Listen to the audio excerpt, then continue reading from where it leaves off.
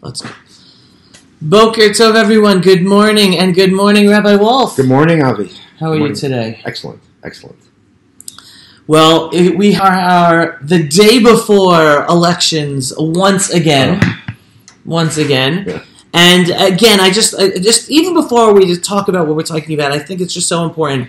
And we've mentioned this before. We're big believers in Am Yisrael and the healthiness of the Jewish people and the unity within the Jewish people. And it's just so sad that election season just brings out the worst of the worst of the worst, but that's not reflective of true society. And we have to compartmentalize that and swallow and move forward. Moving on. We have many people thinking about voting for blue and white, even people who you and I know. And the leader of Blue and White, Benny Gantz, just yesterday said straight out, I have to be prime minister in order to push forward the agenda of the very left-wing, anti-religious Meretz party, which is today called Machaneh HaDemokrati, or whatever it's called. Democratic camp. The Democratic camp and the leftist policies of the Labour Party. That scares me. And I'd love to hear your thoughts to those who are considering voting blue and white, less for really believing in their agenda, because they haven't really been clear, more because they're not as happy with Prime Minister Benjamin Netanyahu, or even the more right elements on the religious parties that they would potentially be voting for as well. Look, the issue about Kahol Lavan, blue and white, is that it's an amalgam of three different parties, each of which has very different characteristics, and it's not clear how they're going to work together because they speak out of different sides of their mouths because they have three different mouths, they have three different agendas. One element in blue and white is called There Is a Future, Yesh Atid, which is headed up by Yair Lapid. Yair Lapid cast himself as a centrist, but in this election he has returned to his roots. His father, Tommy Lapid, who was actually originally a conservative journalist and was tagged as right wing. Culturally, however, was virulently not just anti-ultra-Orthodox. He was really anti-Jewish in a very profound way. I remember participating in a group, in a quiet study group, which was really a formative experience for me in the 90s, which was called Shacharit. It was the morning prayer or dawn, something like that. And it was made up of religious and non-religious, moderate, right-wing, left-wing moderates, to try to discuss together, to try to create a common cultural Jewish language which would keep us together at a very difficult time. This was the era of Oslo. It was right after the murder of Prime Minister Rabin, may he rest in peace, and it was really very interesting. I was something of a newbie in the country. I think I was here 3-4 years only, and I sort of wangled my way in. And I remember talking to the founder, one of the two founders of the group. One's name was Amnon Dankner. He passed away, unfortunately, since. The other one was Yibadeh L'chaim Tovim Berokim, my friend Yair Sheleg. He told me that originally, I asked him, he was very friendly with Tommy Lapid, this Amnon Dankner. Dankner himself was secular, but he had gone to a very prominent religious high school. So he was really conversant with both sides of the story. And I said, why isn't Tommy Lapid here? So he told me that he was invited to the first session, which was about a year before I joined. But he could not tolerate spending time studying Jewish sources. It gave him the willies. People still say that, right? Yeah, well, you can say it. The willies. So he couldn't take it. And Yair Lapid is not that bad, but apparently he's gone back to his roots in that regard. And Tommy Lapid ran an anti-Haredi, anti-ultra-Orthodox campaign when he ran for Knesset. He was a minister, actually, in Ehud Barak's, administration. But the problem is, there are very good principled issues which you can take, which you can aim, upon which you can criticize the ultra orthodox community, not working, not going to work, not go, and being on the dole, not going to the army, or even refusing national service. In other words, never mind the army. Mandatory national services they refuse to do, or have been up till recently. Things like that. You can certainly say that. Refusal to allow for basic literacy like English or mathematics, basic mathematics in the schools. Those are things you can argue about. But very quickly, and this happens over and over and over again, the campaign of criticism of the Haredim and their influence on the government slides almost immediately into vicious attacks on Judaism per se. And that is precisely what has happened to Tommy Lapid's son, Yair Lapid. And the tones and the rhetoric and the codes that he's been using are way beyond issues of specific, things in which he disagrees with the Haredim, with the ultra-Orthodox, but goes straight into the question of having no Jewish content to the country. Now he'll say no, that's not true, but the things that he says and the ways that he says them belie that. And that, in fact, brings us to the impact of the Yesh Atid presence on the broader campaign of Blue and White, because the codes, even before Benny Gantz has said that he endorses the anti-Jewish agenda of not just Yesh Atid, but also of the Zion, of the Democratic camp, the Machaneh HaDemokrati, which, by the way, it's in itself. I don't want to get too. I don't want to digress too much. But the Democratic camp, we always talk about Israel being a Jewish and democratic country. The fact that the Jewish out is significant. But anyways, let's come back to Gantz. Even before that, Gantz had said, "I want to have a national secular. I want to have a secular government." Now you have to understand the word "secular" in Israel means two things. It can mean somebody who's not Orthodox, or it can mean somebody who is dogmatically secular, in the French sense of laïque, of anti-clerical, of anti-Jewish, of no Jewish elements in the public square. Adopting that rhetoric, instead of saying Jewish without coercion or something like that, sends a message that he really has adopted an anti-Jewish agenda. Now that's really tragic. It's tragic because some of the people on his list, actually in his own party, never mind the party of the third person, Bugui Ya'alon, are actually not anti. In fact, on a lot of issues, they agree with the party that I belong to, which is New Right, and that is that there should be that the law code that the chief rabbinate has on religious services should be dissolved, that kashrut, in other words, Jewish dietary legal enforcement, should be privatized, not for competition and efficiency and lower prices, and making things more accessible.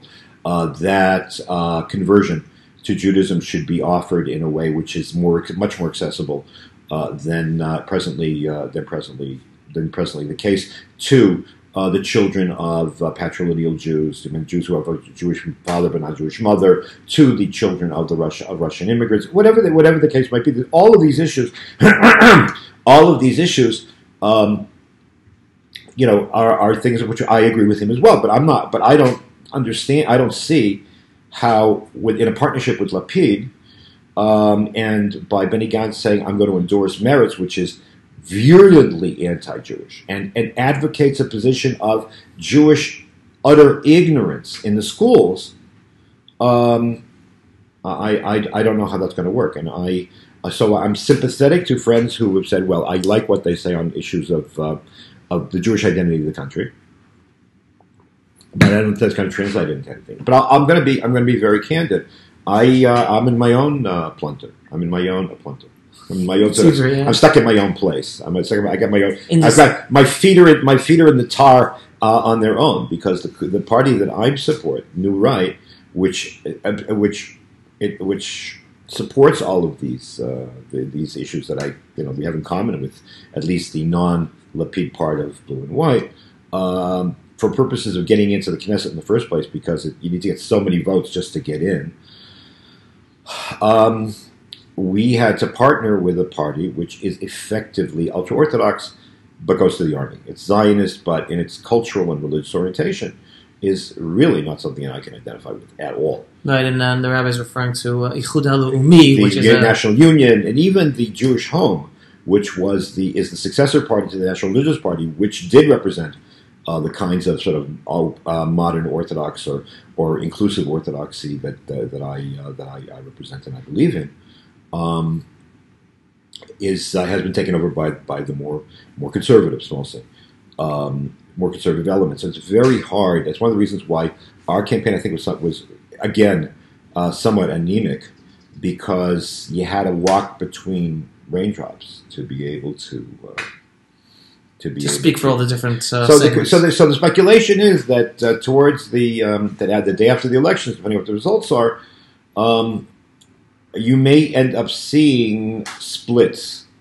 A lot of these ersatz combinations may, in fact, no longer exist. So there were those who were speculating that maybe Benny Gantz will split from Yair Lapid and make a different kind of coalition. I'm hoping that New Right splits off from Rightward, which is the name of the party right now, in order to be able to advance our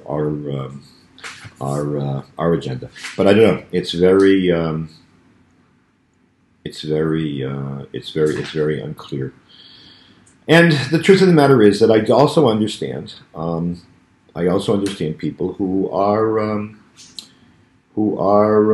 hesitant at best about giving Prime Minister Netanyahu another term. There's a wonderful scene in Winds of War, which was based on Herman Wouk's classic novel, Winds of, by the same name, eponymous name. And in that scene, it takes place in late 39, I think it is, early 40. And Franklin Roosevelt, played by Raymond Massey, played by his name went on my head for a minute. Franklin Roosevelt says to what was his name? Oh, so the general, the father? Whatever. Mitchum, Robert Mitchum, who plays Pug Henry. He says, so what do you think about that? You think that man in the White House is going to break George Washington's rule and run for a third term? So Pug Henry says whatever he says, and Roosevelt says to him, politician is like an actor who's been on the stage too long. Slowly, the goodwill ebbs away.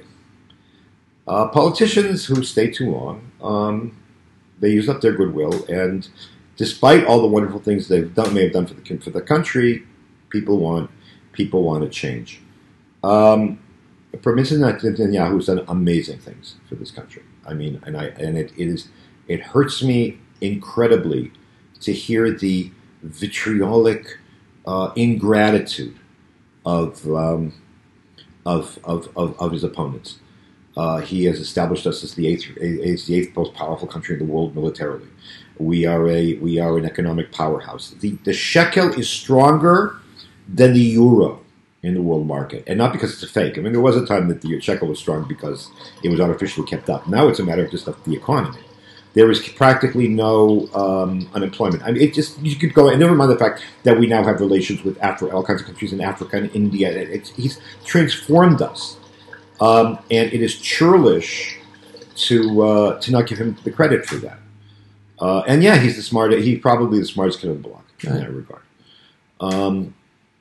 He grew up under the aegis of a father who was very demanding. I don't know if people know this. He tried to do simultaneously a BA at MIT and Harvard when he was an undergrad, and at the end it was just even too much for him, so he ended up at MIT. Wow. MIT's no small shakes either.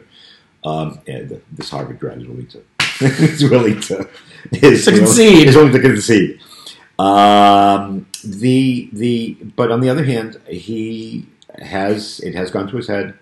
He is arrogant, and he did something which I think was really inexcusable, and that is he never really cultivated people that could succeed him, and that is something that really is unforgivable. It's not, you can't, nobody is irreplaceable. And even Ben-Gurion, people thought the world was going to end when Ben-Gurion retired. No, you know what? We survived. We did fine. We had better prime ministers. We had worse prime ministers. Because at the end of the day, it's the people that count. And that's why this election bothers me so much, because there was so much vitriol and so much poison put into the water that it's going to take a while to filter it out.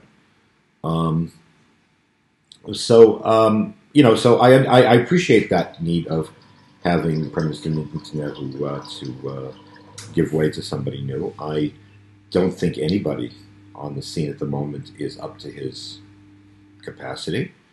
I really bristle. Yes, there are charges against him. And the charges against him, nobody seems to know if they're credible or not, because he's been hanged in the court of public opinion, and people assume he's already guilty, even though very senior jurists like Alan Dershowitz and Nat Lewin, who was himself a candidate for the United States Supreme Court. He was actually the first Orthodox Jewish candidate for the United States Supreme Court. I just met him last week. That's a great guy. Anyways, he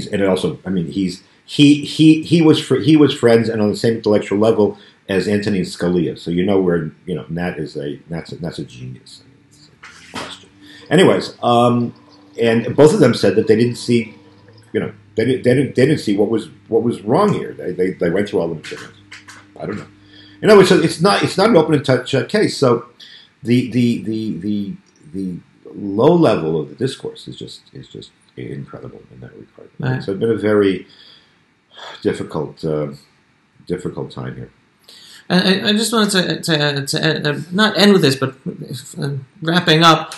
I remember 1992, and that was really the last time that Israel had a center far left government under Yitzhak Rabin, where the Minister of Education was an anti-religious woman, Shulamit Aloni, from the Meretz party.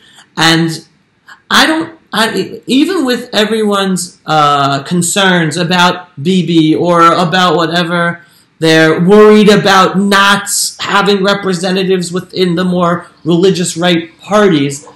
They're not internalizing what the implications would be if another left, where Meretz is Minister of Education type of government is put in place again following these elections. Look, the truth of the matter is that it's a different population than in 1992, because since 1992, that same transformation that I mentioned a few weeks ago has happened. If you put together those who count themselves as Jewish first and Israeli second, and those who define themselves as Jewish Israeli on the same level and generally understand their being Israeli in traditional Jewish terms, based on the researches of Shmuel Rosner and Camille Fuchs, who, by the way, the book has just again, I don't get percentages here, but the book has just come out in English, and anybody who wants, I really recommend that you get it. I think it's called Israeli Judaism. The population is different. So I don't think you're going to be able to get the kind of, across the boards anti-Semitic kind of moves that Shulamit Aloni wanted to pull off. Really? I don't think it's going to pull off. I don't think it'll go. Well, in fact, the anti-Jewish campaign, I don't know how it's not going to backfire. I mean, I don't know nobody knows what's going to be tomorrow. That I agree with. There were all kinds of variables going on. So, for example, there were approximately 1 million Israelis, or 1.5 million Israelis, who were abroad this month because it's the run up to the holidays and people are on vacation. That's number one. Number two, and the assumption is that overwhelmingly those are those people who would vote moderate right to left. Number one. Number two, some of the reporters told me that the ultra orthodox have their dander up. They're so hurt and so enraged by the tones directed at them that even though they always vote in higher percentages than anybody else anyways, that in fact they may very well vote even higher percentages. The traditionalists may be disgusted by I don't know. So there's so many variables. There's so many variables. There's no way of knowing. The fact of the matter is also in one election is not going to turn around a seismic shift in the population that has taking place over the past 25 years. By the same token, and here the religious Zionist population and leadership has to take responsibility that part of what enabled Lapid and Victor Lieberman and Ehud Barak to ride the to mount this campaign is the fact that the religious Zionist, not just the Haredi, but the religious Zionist establishment, refused to countenance any of the actions or any of the policies which would have made Judaism more accessible. The things that I mentioned before, privatization of kashrut, the loosening up on the issue of, or making more what's the word I'm looking for, not accessible, efficient, making the conversion system more efficient, and simply developing. There's an article I published in Hebrew in the last week in the weekly Makor Rishon, that the representatives of Judaism, from self-appointed or otherwise, have absolutely no idea how to represent and to mediate Judaism to a broader community, which wants it, and that's their fault, and I blame them. In other words, may not be the ones who were responsible for what they did, but we are the enablers.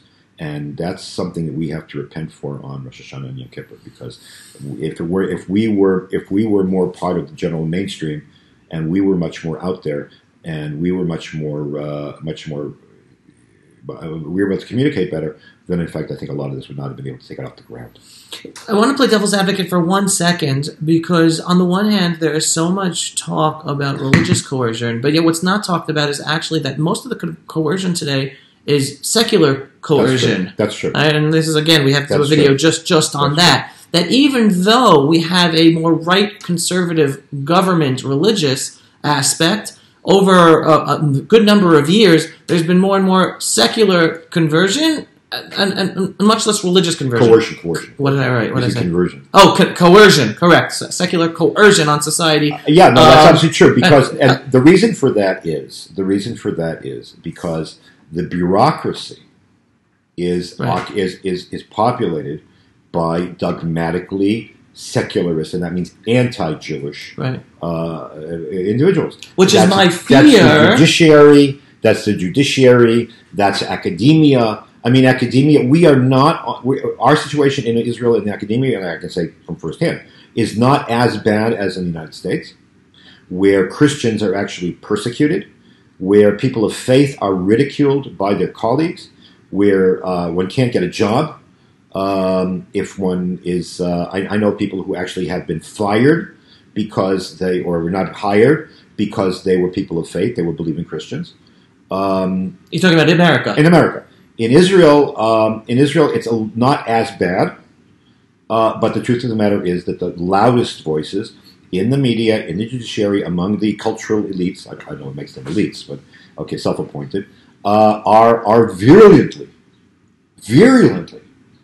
anti-faith, anti-religion, anti-Jewish heritage. From woeful ignorance, they pontificate on things Jewish. I mean, the best example is this. I don't know. You know what I'm going to say? This fraud, whose name is Shmuel. Shmuel Sand. What's his first name? how the Jewish people were invented, and how the land of Israel was invented. He's an expert on. I think I mentioned him once. He's an expert on French impressionistic cinema, which means that it has the French impressionistic cinema has nothing to do with reality. It's a fantasy, right? And that's exactly what his books are. But because he's a professor, he writes the most idiotic and vicious things about the origins of the Jews and the origins of the land of Israel and the origins of Judaism. And this passes because of the incredible ignorance of the so-called cultural elites about anything qualitatively Jewish. Where is he a professor? He's a professor at Tel Aviv. Tel Aviv University. And it's an incredible thing, and you can't even engage them in conversation, even though. Let me put it this way: I know more religious and traditional academics who know both. In other words, who are deeply versed in Western culture and deeply versed in Jewish culture. I don't know. I really, you can count on one hand the number of non-traditional and non-Orthodox academics who are absolute boors when it comes to anything Jewish, and then they'll just they offer their enlightened ignorant opinions on the subject. So this is my fear. Even though we have a constellation over the past few years of a more conservative, right, traditional leadership, yet there has been much and growing secular coercion in the country. If Benny Gantz becomes prime minister and establishes a left-wing government with a prominent force of Meretz and the anti-religious and Yair Lapid, I'm afraid that that secular coercion is going to even grow, even though the majority of Israeli population, as we do talk about, is a more traditional-oriented and a growing traditional-oriented mindset. We have survived worse. That I agree with 100%. We survived Oslo. We survived Barak. We survived the Intifada. We survived Menelaus and the Hellenizers. I think it'll, there's a God, and Providence will look over us and look after us, and we may be up for tough times. We'll have to see.